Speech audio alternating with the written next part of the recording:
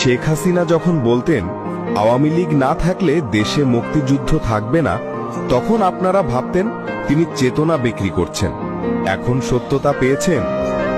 তিনি যখন বলতেন একটি দেশের কথা মতো আমি যদি সেন্ট মার্টিন বন্দর ও করিডর দিয়ে দেই তাহলে আজীবন ক্ষমতায় থাকতে পারবো, তখন আপনারা ভাবতেন ক্ষমতায় থাকার জন্য এইসব বলছেন তিনি।